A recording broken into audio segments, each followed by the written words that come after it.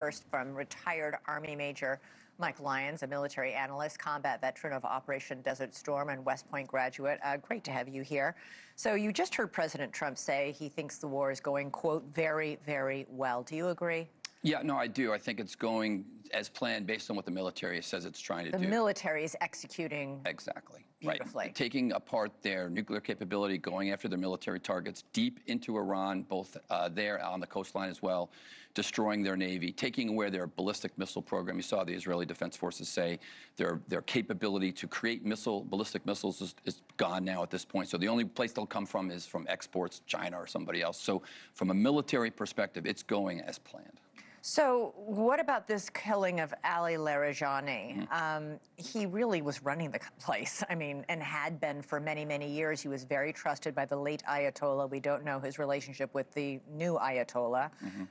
Is that going to have any impact? Yeah, typical Israeli decapitation strategy taking place here. You know, he had his fingers everywhere. He was one of the nuclear negotiators, ran the Revolutionary Guards, part of the propaganda machine that was out there. I think in some ways he survived the first couple of weeks because maybe Israel thought that he would have been the guy that would have taken over and been the person. He was seen as somebody who might be moderate, right. and I use the term moderate, you know, for Iran. Right. Certainly that doesn't mean not moderate for the rest of the world. No, but I think, you know, that's what the Obama administration banked on, that there were moderates within the regime, and maybe there was some trace that he was going to be that guy, that he would have regime compliance. He didn't turn out to be. No, obviously that decision was made pretty quickly, and then it looks like he was taken out by intel that came from inside Tehran. The kind of information that we're giving now to the Iranian citizens is allowing them to call for fire.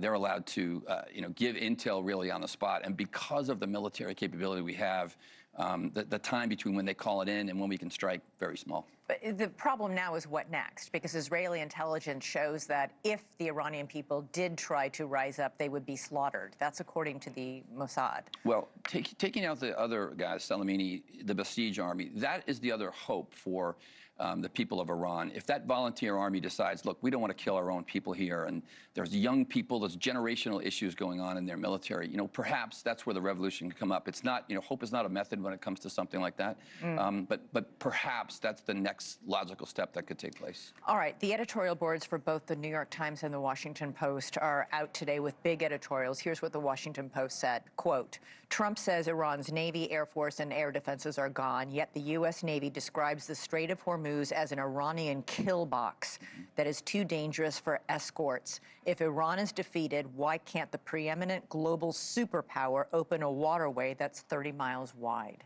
What's the answer? Well, the administration is looking for allies. We probably should have taken care of that before we decided to do this and read them in. They've all said no so far, and today President Trump said we don't need him anyway. Yeah, I think they would want to do it. The militaries of those organizations would probably, the states would want to do it. But here's why it's a challenge. There's a three-dimensional aspect to trying to secure the Straits of Hormuz. It's probably anywhere from 10 to 15 miles inside of Iran to make sure that there's no capability of Iran to fire at ships from a close side. Then there's the deep battle. There's ballistic missiles that could still come from anywhere far inside of Iran. And then there's the maritime threat.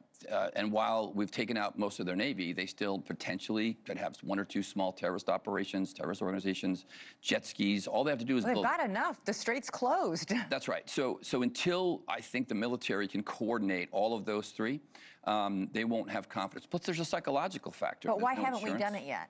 I just think manpower. I think that those the ships right now, the destroyers and the naval assets are so focused on air defense systems, and I think that because of that, this is another level. It's not that it wasn't planned for. You know, the country that got Maduro out of Venezuela had planned for this situation.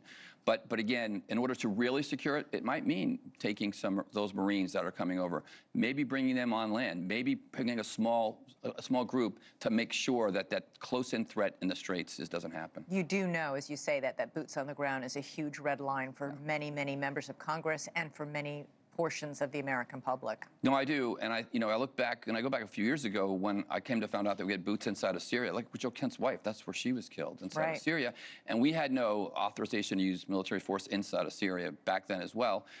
I think we're not sending large formations. The 1st Armored Division, 360 main battle tanks aren't going, but I do believe that there will potentially have to be troops that will go in, check out where the nuclear wastes are, check out what's going on at the distilleries. I do believe that we're going to have to do that, and I think this administration should start preparing the American public for that. Thank you for watching. Subscribe below and download our NewsNation app right now on your phone, and you will get fact-based, unbiased news for all Americans.